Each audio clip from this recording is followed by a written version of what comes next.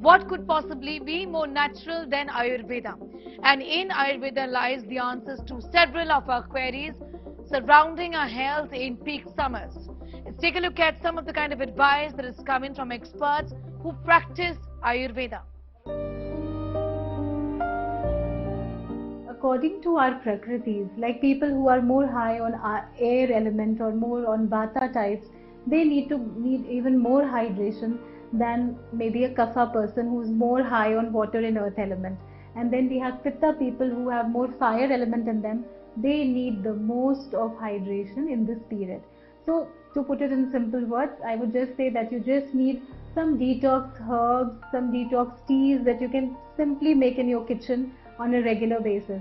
Like especially the people with very low weight and who are not very regular with their routines, who don't have a fixed meal times, they can keep their hydration in check by making a simple infusion which they can soak in the night, like a ginger decoction with adding some cumin to it and some mint leaves in the night, and they can take it in the morning. For them, taking a little warmer stuff will be much better for hydration than just a little colder one. Whereas for the pitta people, it will be better to go more with rose and cumin and fennel teas. We can even add some cucumber slices to your water infusion, and simple thing to do, just drink it in the morning once you get up, even before brushing. You can just divide it based on how you look. So there are 3 body types, which we can identify. Someone who's very lean and the body is generally very dry, more prone to constipation, doesn't follow a routine, is more of a vata kind of a person. And pitta people are more who are like medium weight, who are more fiery in nature, they tend to get more into short tempers, cannot tolerate heat for a long time. All this comes under pitta. And kapha are more, more stout, more heavy built, and more prone to cough and cold, and a little lethargic. Those sedentary and foodie types, they all come under the kapha. So this is just a generalization which I am giving.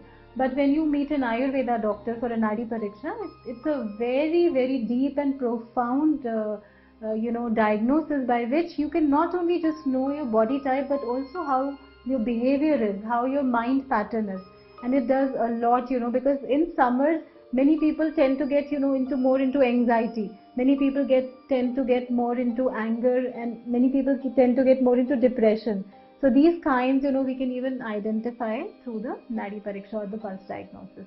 But to know it in a much simpler way, you can do it by your body weights and your patterns of appetite. This is a very beautiful secret that I want to share with you today, that our lungs are the major detox organs in our body, which are highly neglected by all of us because we don't do the deep breathing. We don't breathe properly. We are only using 30% of the capacity of our lungs. So by doing yoga and some pranayamas and some mudras, we can actually enhance the capacity of our lungs, and then it can help us to detox ourselves in a much better way. There are a lot of cooling asanas that we can do in the summertime. And all these asanas were very beautifully, have been planned and structured in the Ayurvedic and the yogic sciences, which are in tune with the nature. So it goes with the sun cycle. So there is a concept of dinacharya in Ayurveda, where there is a daily regimen that we need to follow. So if we do our yogasanas in the morning time, which is the 6 to 10 a.m. time, 6 to 10 a.m. time, that is the time when we can really start the day by cooling our mind and body. And once we face the day, we'll be ready to face it with all the better immunity and better recharge.